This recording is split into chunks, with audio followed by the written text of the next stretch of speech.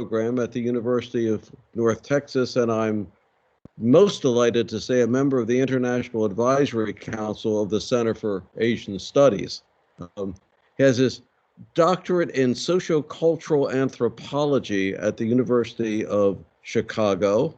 And I have to say, Chicago produces the people that we really seek to bring over to UTD. You have that wonderful transdisciplinary education that we hope to be providing our students. That asks a fascinating question and that goes wherever you have to answer it. His research interest, as you've been hearing, focuses on the Muslim people along China's Southeast Asian frontiers. And he's taught previously at Harvard and at the University of Chicago and American University. Just a fascinating background and addressing an issue of extraordinary timely importance, the Chinese Muslims and the second generation ethnic policy moment. So Kevin Caffrey, welcome, and I'm now going to learn something. Well, thank you very much, Dennis, for that introduction, and thank you everybody for coming to hear the presentation. I am very happy to be here, and very happy to be a member of the board for the center. Happy to help in any way that I can. Getting right to it, I'll say a little bit about how I happened upon this work, and then start with the presentation. As Dennis said, I'm a sociocultural anthropologist. I'm a political and religious anthropologist, basically. That's my two main foci. Perhaps coincidentally, China has a real problem distinguishing between ethnicity and religious practice, which is to say China doesn't do a good job of it. But that, I think, isn't that wasn't planned. I didn't really realize that until I've been doing this for a little while. While most of my research was conducted in Western Yunnan, very close to the Tibet and Burma borders, Myanmar borders. I have also done fieldwork farther up in the north in agricultural Tibet. I've lived for a year in Nanjing, where I did some fieldwork. And I've traveled to every major part of China at one time or another, spending time and living in China for 12 or more years, all told, if you added them all up. And throughout the entire time, I've been focusing on Chinese Muslims of some kind or another. Those of you who are in the know recognize that there are 10 distinct groups of Muslims in China. They're recognized by the government. Most of them are Turkic speakers, like the Uyghurs or Kazakhs, Kyrgyz, Uzbek, and those peoples. Some, one or two, are Mongolian speakers. The group that I settled on doing my research with are Chinese speakers, by and large. They're the largest group of Muslims, with between 10 and 17 million people, depending on who you ask. It's a good idea not to take Chinese official data, statistical data, at face value, but it's a positively bad idea to take the Islamic apologists' statistical data at face value when it comes to Muslims in China. The Chinese state says that there are no more than 10.5 million Hui. That's the name of these people that I study. They're called Hui. There are websites, Islamic websites, that claim that there are over 250 million Muslims in China. That's impossible. So I'm giving a range of about 10 to 17 million. making them the largest single recognized group of Muslims. They exist everywhere in China. Muslims have been in China since the time of the Prophet Muhammad. They are not newcomers. They are in every way qualified to be considered indigenous to China, at least as indigenous as most of the majority. In fact, some of the most famous people in Chinese history were Muslims. The Grand Admiral Zheng He, the admiral of the dragon fleets that went all the way to Mecca and Africa, Zanzibar, or if you're that one slightly exaggerated British sea captain who claims that Zheng He made it all the way to America in 1421. There is absolutely no evidence for that, but it's a nice story, and I'd sort of like to have a beer with that guy. But for our purposes, we're just going to claim that he did make it to Zanzibar, which is documented and verified. He went on 7 voyages. His name was Zheng He. He was called the Admiral of the Three Jewels. Probably that was a play on words because he was a eunuch.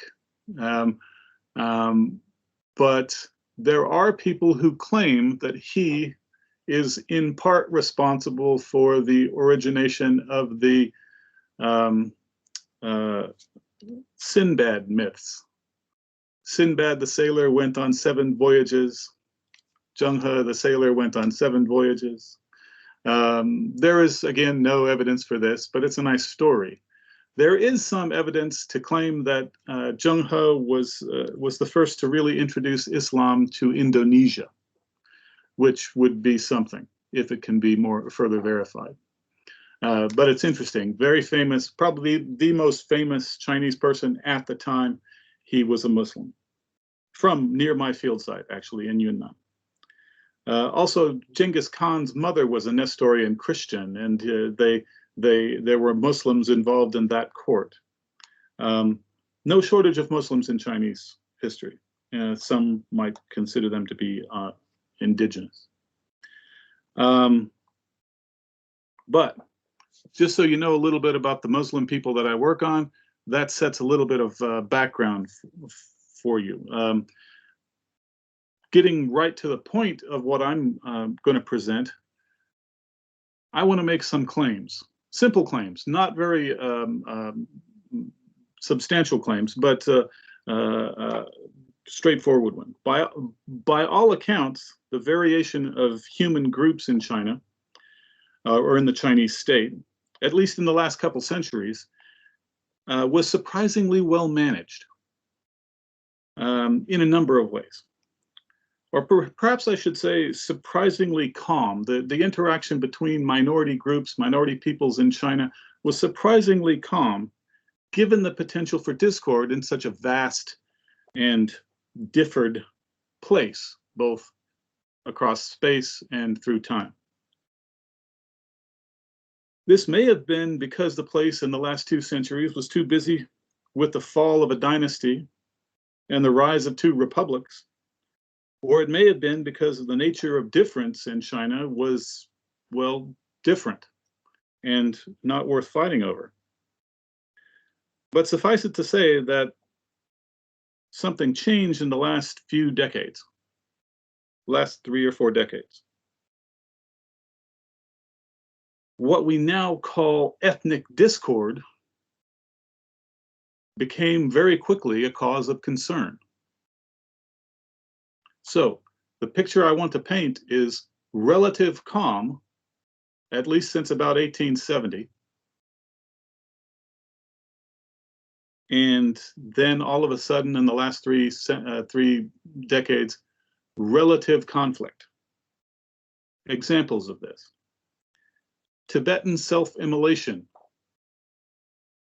became a very severe issue for the Chinese state and internationally. That the self-immolation act is against a background of resistance to Chinese rule coming out of cultural Tibet, not just the Tibetan Autonomous Region, but all of cultural Tibet, including the Qinghai, what is now Qinghai province, part of Yunnan, part of Sichuan. So against and a strong line, a strong tradition of resistance in Tibet more recently has not abated. Similar to that, conflict in Xinjiang has become a consistent thorn in the side of the Chinese state. Everybody knows now about the Uyghur Han violence, the aborted uprisings, the very intensive security apparatus, the internment camps that have now captured over 1 million Uyghur people. Those are the two brightest examples of this ethnic discord that I want to talk about, but they're not the only ones. More recently, the Mongols, who have up till very recently been model minorities for the Chinese state, have been experiencing some of the impacts of what I'm going to talk about, second generation ethnic policy. And it has disrupted their lives enough that they have started to protest. Significant numbers of people have started to protest. Now, and I'll talk about the Hui examples a little later on, but at this point I want to bring into focus a couple things. I'm not an activist, so I want to be a scholar about this, not make a political point. Government leaders, rightly, are concerned with threat. This is normal, natural. That preoccupation is understandable. But as we know from any non-cursory reading of Hobbes, what exactly threat means at any one time is really in the eye of the beholder. And today, China considers its minority peoples to be potential threats. And that is a change. It wasn't always thus. That is a substantial transformation.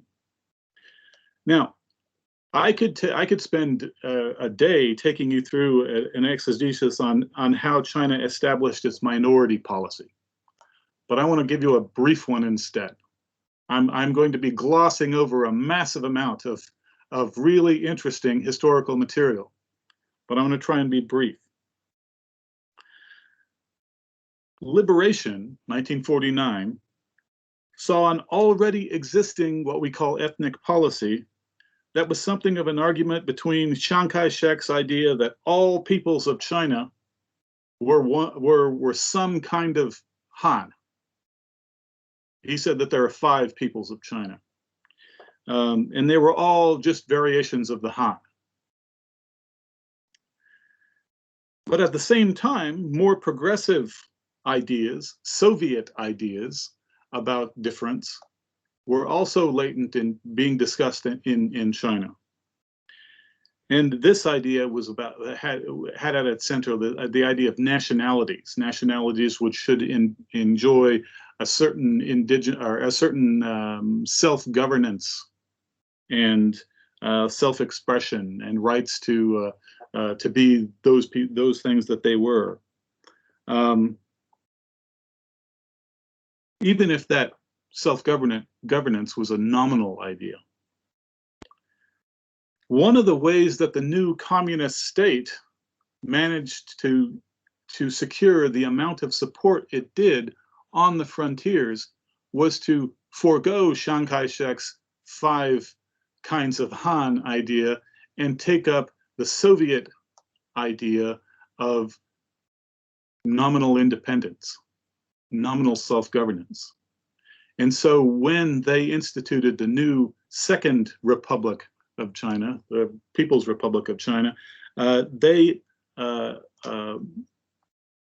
made policy that became what we now call the first generation ethnic policy. Nominal self-governance, the right to self-expression, the right to use their own language in education, and a right to a kind of affirmative action on several things like extra points for the university entrance exam, a certain alleviation of some of the strictures on family planning, and a few other things. Some of these, there were others, like the Muslims enjoyed an increased amount of beef allotment in their food rationing back in the time when food rationing and food allotment was a thing, back in the 50s and 60s. But that, of course, disappeared as China developed. There are some other privileges, so-called privileges, that minority peoples had. But suffice to say, first-generation ethnic policy in China was a Soviet-styled ethnic policy. And it was remarkably successful, if by successful you want to use its relative calmness, lack of conflict as an indicator. After the Soviet Union dissolved, things began to change. The Chinese, there were those among the Chinese governing classes that saw the potential dissolution of China as a likely outcome, given the example of the Soviet Union. Rather than look to the more obvious structural conditions that ushered in that fall, which is to say, failure of political development and economic cohesion, interaction, and a whole host of other solid reasons for the fall of the Soviet Union. There are those in the Chinese government who saw problems with the nationalities in the Soviet Union as having upset the balance of the USSR and led to its downfall. There are a host of reasons why this might not be true, but it didn't stop those officials in the Chinese government who are concerned with this kind of thing from identifying that ethnic policy as a strong contributor to the dissolution of the Soviet Union. The peak of that anxiety in the upper echelons of Chinese policymakers coincided with the rise of ethnic conflict in China. Now, this was enough for this idea to get some legs, so to speak. It was still a marginal idea, but it was there, and you can see it early on. In about 2000, let's say, 1996 to 2000, you can start to see this idea take a kind of marginal form. By about 2004, it starts to show up more commonly. By 2008, 2010, it's got full-blown intellectual support.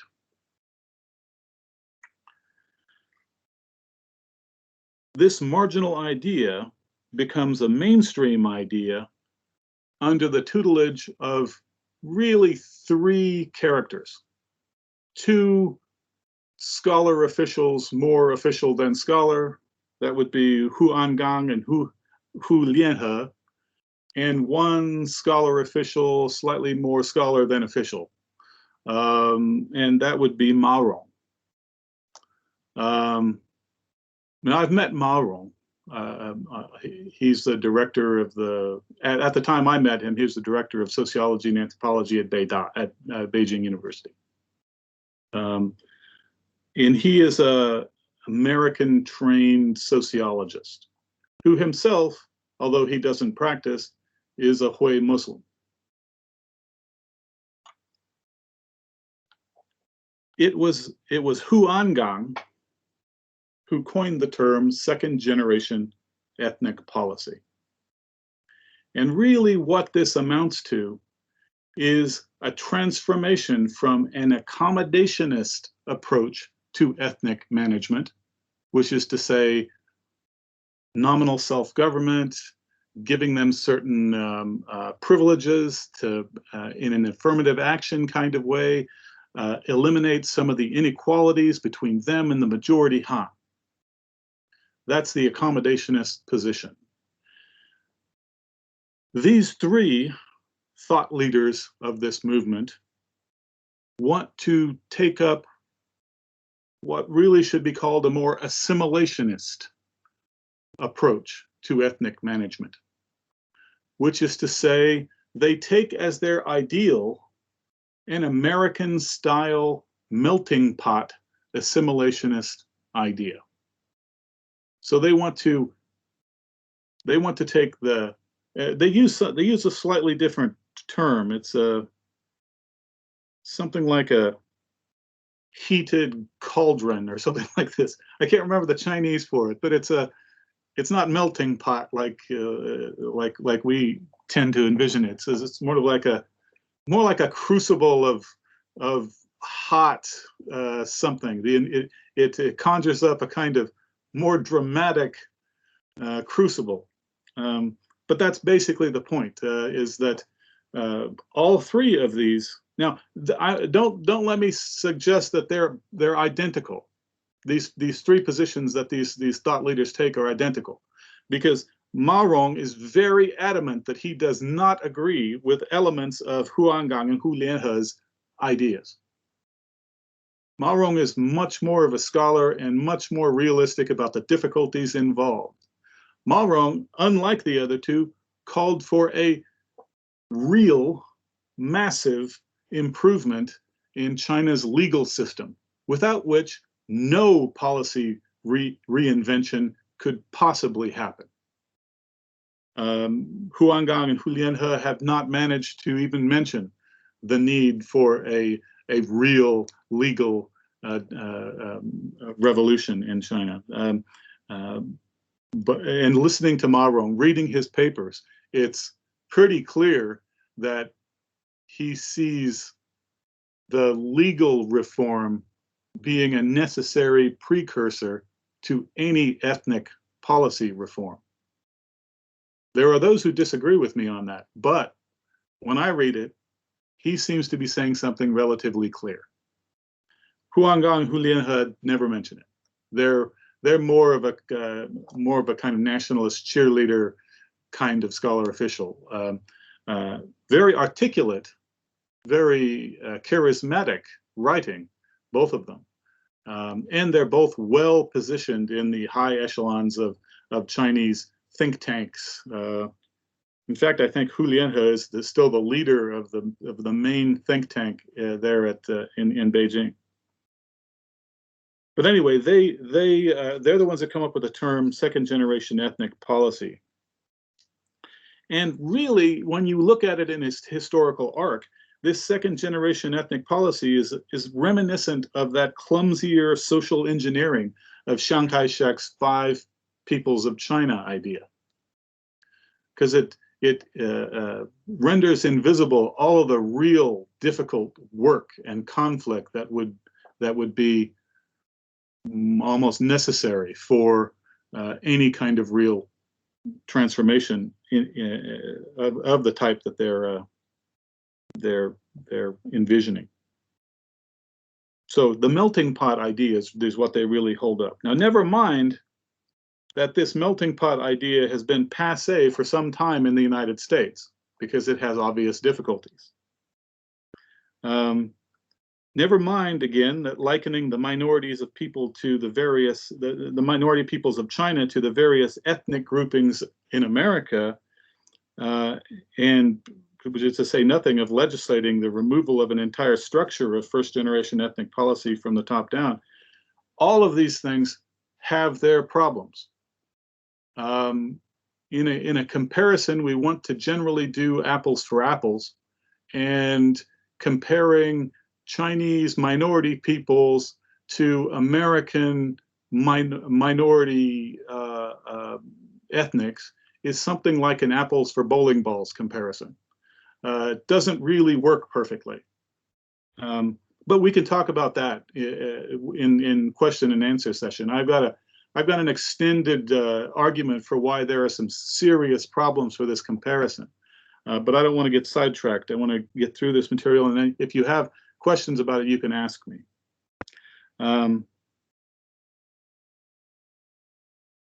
In about 2010, 2012, Xi Jinping, the current leader, comes out strongly in favor of this kind of second-generation ethnic policy that Hu Wangang and Hu Lianhe have forwarded. With his position, and you can actually trace the embryonic versions of this idea back into his early writings, which are back in the early 2000s. Even some people even suggest that these kinds of ideas show up in some of his writings in the late 90s. I haven't seen them, but I've heard that. But he's firmly in support of this second-generation ethnic policy. And there are some different ways of formulating this. At one point, it was the 4 identities.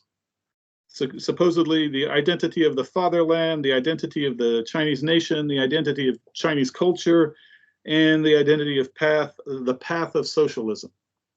Now, never mind that 2 of those can't possibly be an identity. But that was an original attempt at trying to formulate what should be privileged instead of nationality, self-governance, and self-expression, and multiculturalism. So how would this be then implemented? People start to question the idea of autonomous zones, self-governance zones. Now, these were rarely more than nominally self-governing anyway, but they're said to be on the way out. No more affirmative action policies for entrance into universities or anything of that sort for the minorities. No more family planning exceptions, though with 2015, 2016, the one-child policy falls by the wayside anyway, and most everybody can have 2 children, or if you live on the frontier, nobody really seems to pay much attention, and you can have as many children as you want. The emphasis there becomes what is called, what the terms I use are blending and relocation and even intermarriage. They want people from the frontier to move into Neidi, into the inner areas of China. They want people to stop using their local languages, their ethnic languages. They want Tibetans in secondary school to not study Tibetan. They want Muslims to not practice Islam, not learn to read and write Arabic or even Uyghur, or anything of the sort. Now, as I said, again, I think there's a great deal of misunderstanding about the proper comparative units that we can talk about. And the reason why I want to leave that to the end is because it's a political hot topic. It leads to something very challenging and really verboten in China to even mention. And that's the issue of how indigeneity and colonialism fit into Chinese history. Absolutely nobody in China wants to talk about this for a set of obvious reasons once you start getting into the idea. But for my purposes, I want to talk a little bit about the Muslims in this moment. The Muslims that I work with, now the obvious cases, as I mentioned, are Xinjiang and the Uyghurs and Lhasa and the Tibetans. Those are the high-profile topics, issues that everybody knows about. Everybody's read about in the paper. They know what's sort of going on, even if they don't know the background. I'm going to leave the low-hanging fruit there for a little bit, and we can come back to it if you want. And I want to talk about more of the everyday, less high-profile impact of this new policy moment. Unfortunately, you can't really separate them easily because all of the policies that are tried everywhere else in China in this ethnic remanagement impulse were tried out first on the frontiers in Xinjiang and Tibet. In Yunnan, especially in Western Yunnan, they're very proud of the Muslim peoples. Even the non-Muslim peoples have a certain degree of pride in the Muslim history of the place. And this has to do with an 18th century challenge to the Qing state that is sometimes called the Southwest Muslim Rebellion, or a Panthay Rebellion, sometimes is what's referred to as. Except that it really wasn't a Muslim rebellion, or even any kind of rebellion. And because the reason it wasn't a Muslim rebellion is although the leader, the nominal leader of the movement was a Muslim, it included all of the peoples of the region, including people who are now called Han, Hui, Zhang, and all of the minorities, the 24 minorities in Yunnan. So that history, which is distant now, but still makes its way into local history with some degree of pride. Where I did my field work is a county that's south of the city of Dali. It's in the same prefecture as Dali. It's called Weishan. Weishan is known as a Muslim place. That's technically a Hui and Yi autonomous county, which again is supposedly going to be done away with, but that classification. But it's mostly known for its Hui, its Muslim history. And this is very apparent when you go, if you ever go. When I was there, there were 26 mosques in this one single valley. Not very many people, 26 mosques, which is a remarkable concentration of religious institutions. Now, the history of the place coincides with the history of the Hui as very large players in the overland trade apparatus system of Yunnan. In China today, for tourist purposes, it's called Chama Gudao, or the horse and tea routes that start out in inner China and go through Sichuan and Yunnan and up into Tibet and over into India and down into Southeast Asia. The Muslims in this area have been the dominant operators of this overland trade business for 2 centuries at least. Lots of people have been involved. They've been the dominant operators. In the comparison would be 5 mules on a caravan of normal caravans, as opposed to a Muslim caravan that would have over 200 mules. It's that disparate. So when I was there, 26 mosques. I know that more mosques or mosque additions were built since I was there. I'm not sure how many, but I do know last year, 2 years ago now, I know maybe it was last year, 3 of those new mosques were demolished because they did not have permission to be built. Now, I know for a fact that none of the mosques ever had permission to be built. Absolutely none of them, because they were all Qing dynasty mosques originally. And I know with about 5 or 6 exceptions, most of them were built in the Qing dynasty. 5 or 6 of them were built in the 70s or 80s, early 80s. The newest ones have now been, people have been barred from entry. And this was last year. There was a great deal of resistance.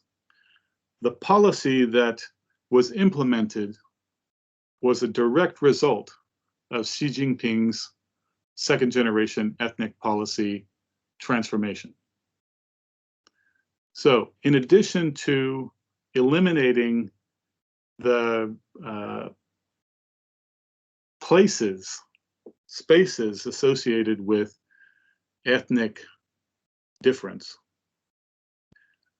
there are severe restrictions on training people in Arabic or training people in religion.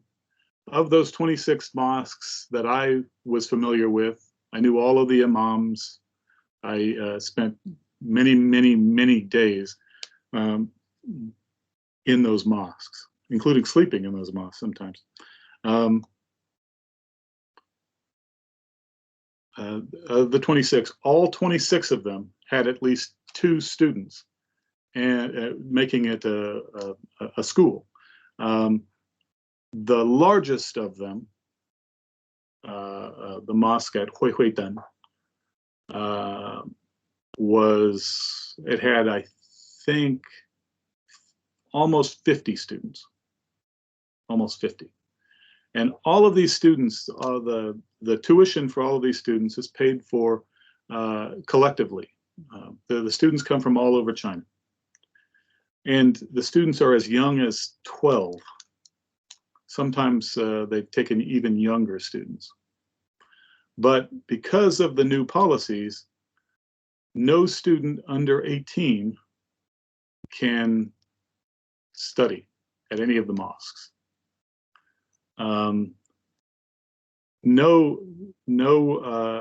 This hasn't happened in Weishan yet, but it has happened in many communities, Muslim communities across China. If your new mosque, or even an old mosque, has a minaret on it, an Arab-style minaret, you're supposed to remove it because it looks too Arab-like, too foreign. The best example of this comes from Beijing, where the famous Niujie Mosque was going to develop some of its minarets to make them even more Arabic-like, and the government forbade that.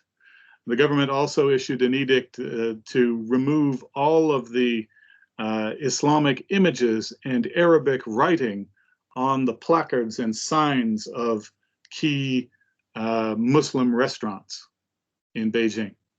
This is not just in Beijing, it's happened across the country. It hasn't gotten everywhere, and some restaurants are too insignificant for the officials to approach. But this is a policy that, according to some of the officials, is said to eliminate foreign, non-Chinese influences on the Muslim peoples. Now, keeping in mind that the Muslim peoples of China have been there for at least as long as the majority of the people who are now called Han,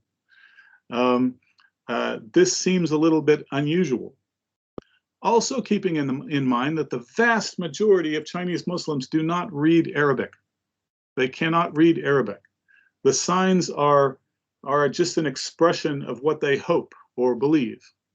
In fact, most of the signs, if they're new, they were put into Google Translate.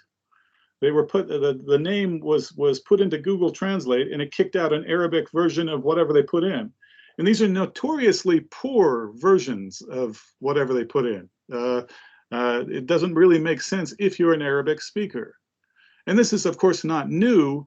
If you go to the Muslim cemeteries in Yunnan, And you go back in Kunming. You mentioned Kunming before. If you go to Kunming on the outskirts, there's a vast Muslim cemetery, and that cemetery has, because the Muslims don't practice cremation, they practice the burial. It's a vast acreage of Muslim graves, and many of the graves are old enough that there's nothing marking them. Many of the graves from the 1980s start to have odd Islamic sayings on them, carved into them. The placards have the markers have Islamic sayings on them. And if you stay there long enough and look around, some of them, I've found a few, and the Muslims there they're not keen on letting you see these because they're sort of embarrassing. The actual Islamic inscription will say something like Muslim restaurant, because they just took the Islamic writing off of a placard on an existing restaurant, and they carved it into the cemetery, the funerary marker. Because it wasn't important, the meaning of the Arabic wasn't so important as the fact that it was Arabic. And so to many of the Muslims, including the Muslims in Weishan, this effacement of many of their Arabic scriptures, even if they can't read it, is an assault on their, not them personally as individuals, but them as a collectivity. And they are definitely taking it this way. Now,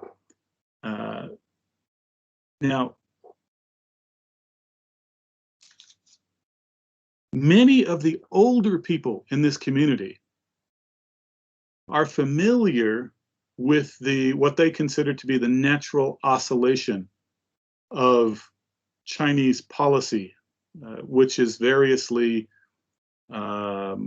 pretty harsh, and then it opens up, and you can get away with a lot, and then it's pretty harsh again after a while, and then it opens up again after a while. And that natural oscillation, if you're old enough, you're familiar with a few cycles of this, that sine curve that they recognize as the off and on impact of the harshness of top-down Chinese policy.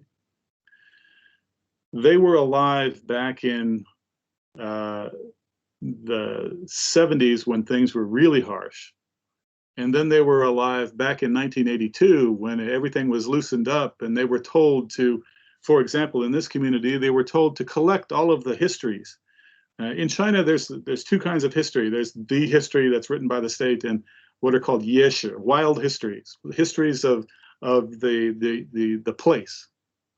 And so they were told and given money to collect all of these histories and publish some local histories, like they're called Muslim gazetteers, and Yunnan Shubanshe, Yunnan Publishing House, was all set to publish this, 36-volume set of local histories of Muslim place histories. But before it could be published, policy swung back the other way into harshness.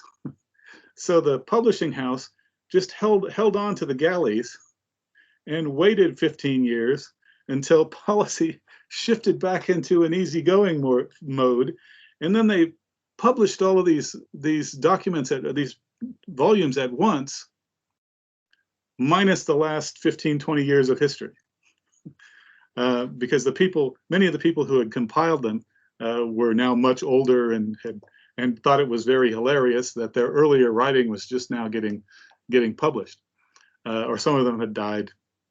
Now I have most of those. I've collected most of those, and it's fascinating to take some of the authors through their own writing and see what they were trying to say, given the language of the time. It's very fascinating. Many of the older people recognize the stridency, that strident, aggressive policy implementation of the present moment as just another oscillation. But if you're not old enough to recognize that, and many people aren't, because you've had an extended period of relative openness, they're upset, justifiably so. And they recognize themselves as being severely put upon. In Weishan, which has a tradition of anti-government activism, nothing has happened. Even when they've shut down, they're planning on demolishing several of these new mosques, the government is. But in Weishan, because of that history of anti-government unrest back in the 19th century, there's a platoon or an People's Armed Police base right in the center of Weishan, which makes it difficult for any activism or unrest to occur right there. So nothing is no kind of unrest or out and out unrest has happened in Weishan. Mostly the unrest has happened in other places. There's been no massive upheaval of anti-government sentiment among the Hui, as you see among the Uyghurs, but not so much among the Hui. The Hui are more spread out. The worst case was in Linsha or up in Ningxia. There was the biggest mosque in Ningxia. I can't remember the name of the mosque. I've been there, but I can't remember the name of the mosque. But it's a huge mosque in a little village, and it's got these Chinese versions of Arabic minarets, and like when I say little village, I'm not kidding. You can fit everybody in the town into the mosque, no problem. It's that big, and they're amazingly proud of this. A lot of work went into it. The government threatened to shut it down, or at least take the minarets off of it. And there was such an outpouring of resistance. People held sit-ins, and other Muslims from outside the town came in to just sit on the steps and not let anybody in. And this was an extended event, and finally the government backed off. But I'm not absolutely clear whether they were just threatening to remove the minarets or threatening to remove the mosque entirely. I'm not clear on that. But that was a relatively high inside China. That was a relatively high profile event. What's going to happen with the younger generation of people who are for maybe the first time feeling this put uponness of top-down Chinese policy? Anybody can, your guess is as good as mine. It's hard to second guess what's going on in China, because even though Chinese policy is a top-down operation, implementation can be either more severe or less severe depending on where you are. In Yunnanese history, there have been both kinds of cases. In fact, the only extremely well-documented case of the government cracking down severely in a lethal way against an entire community of Muslims was in the community of Sha Dien, which is down near the Vietnam border. And that was back in 1974-75, where central provincial authorities had a disagreement about, this was the Cultural Revolution, so there was some disagreement about what was to be done. There's some writing on this. Michael Brose writes about this quite eloquently, and a couple other recent scholars have delved into this. But when I was in Yunnan, it was still what's the word for all of the stuff that only the party officials can say, Neibu Ziliao. It was still constrained to only internal use documents. So while I have a copy of it, I only got the copy of it right as I was leaving China, and I never managed to do much with it. But recently, there've been a better historical treatment of this. But as a result of this disagreement, there was unrest. The people of Shadian rose up in opposition to this. They armed themselves. The police were sent. The People's Armed Police were sent. Armed clashes occurred. People died. The military then shelled the place and obliterated an entire town. There was nothing left standing over 12 inches tall, is the set phrase. It was just pulverized off the map. 10 years later, the government apologized, said they overreacted, and they rebuilt Shadian, bigger and better than it ever was. And they have tended, up until very recently, to keep their hands off of what was going on in Shadian, because they recognized their overreaction led to something very, very bad.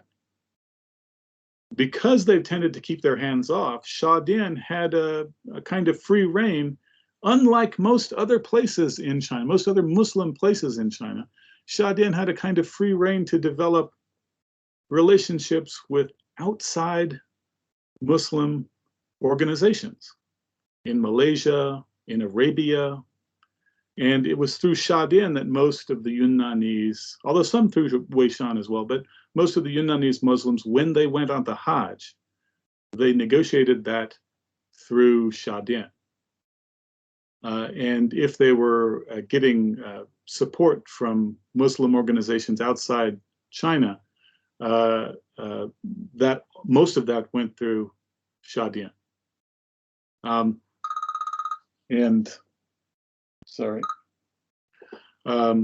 So this, I have heard very recently that this new second generation ethnic policy moment has started to impact Shadian, which, and I don't know exactly how, but I've heard just some talk about the government starting to crack down on certain things. Their connection to outside Muslims probably being one of the first things, because a great deal of Muslim money comes into China through Shadian. And China is not likely to look upon that as not without a certain degree of threat. And so if even Shadian is being impacted by this, then we know that this policy implementation is pretty substantial. Every other Muslim dominant area in China is also starting to feel this impact. Ningxia, Gansu, Henan, Shandong. Despite what you may think looking at the map, you'd think that the Western areas like Xinjiang and Gansu and Ningxia and even Yunnan have the most Muslims. That's not the case. Actually, the largest concentrations of Muslims are in the two provinces of Shandong and Henan, which are also the core of Chinese culture, the core of Han-ness. And this policy has started to appear in Beijing, in Henan, in Shandong. So it's anybody's guess how this policy, the impacts of this policy, are going to end up. But I want to suggest that given the way these policies have gone where they were first tried, which is to say Xinjiang and Tibet, I don't think it's going to end well. I think the reaction against these policies, for whatever reason, is going to be non-optimal. And I've said this before when I was lecturing about this.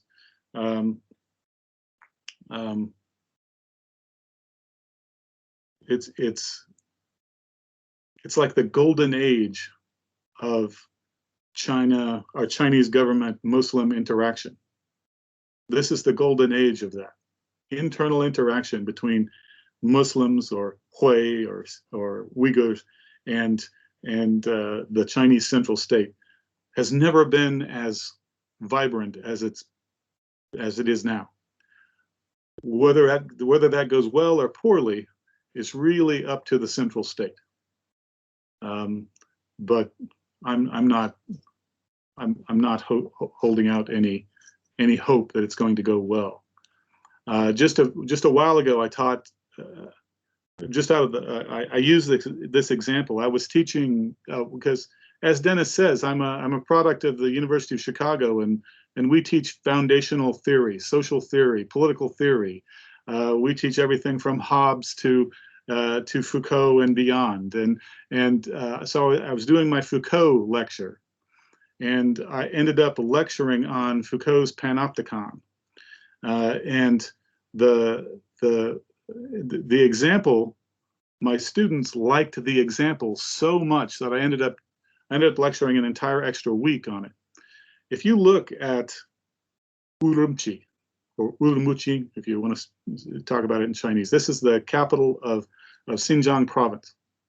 If you look at the apparatus of security, the surveillance apparatus, the network of surveillance, the kind of computing power that goes into facial recognition systems, the significant archipelago of prisons and internment camps and other assorted things that are right there with Urumqi, then it's almost a perfect city-sized example of Jeremy Bentham's Panopticon, which is his model for a British prison that's supposed to run itself. If you don't know Foucault or Bentham, then this is all alien to you. But he talked about a kind of the way in which you generate a self-monitoring populace, a self-controlling populace, is to make it known to them that they might be being surveilled at any one time. And once you internalize that into your psyche, you never do anything wrong, or you never do anything outside the norm.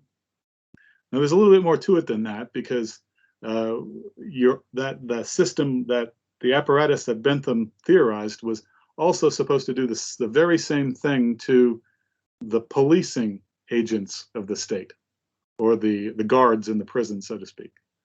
Because the people that might be surveilling are not, in Bentham's formulation, the guards, but random, ordinary, everyday people who will wander into the prison through a special corridor, and they could then surveil both the prisoners and the guards. Now, that kind of full spectrum surveillance, I've seen it in a few. There was once a prison in New Jersey that was organized on this principle. Some prisons in Northern Ireland were thought to have organized on this principle. There was, now it's gone, I think, a prison in Burma and Mandalay called, justifiably sounds like it should be called this, Insane, but it's spelled differently. Insane prison was organized sort of on this principle, right? So, but I took up an entire week talking about surveillance, the modern state, and my poster child cities were Urumqi and Lhasa. If either of you or any of you have been to either city, you know one of the most prominent features is on every light pole is a kind of small constellation of security cameras that point in all directions. When I first went to China in '92, there was absolutely nothing like this. The last time I went to Lhasa, there was a little block police house on every block, and you simply could not do anything in Lhasa without being on camera. Same goes now for Xinjiang, for Urumqi. And Kashgar, I didn't mention Kashgar, an even more Uyghur city than Urumqi. Kashgar is also being developed in this same kind of overwhelming security apparatus kind of way. But so, and I mentioned, I skimmed over a whole bunch of things that there is a whole bunch of data for. And so now I want to leave you only with the idea that I have no way of knowing how this is going to go. But if history is any indication, it might not go well. And on that note, I struggled with trying to not leave everybody with a negative impression of the situation. That's difficult given the situation, but I do want to leave with one idea. China has not been noticeably worse at managing its human variation than other polities. It's struggling right now because of its overwhelming fear, but I think it's misplacing that fear.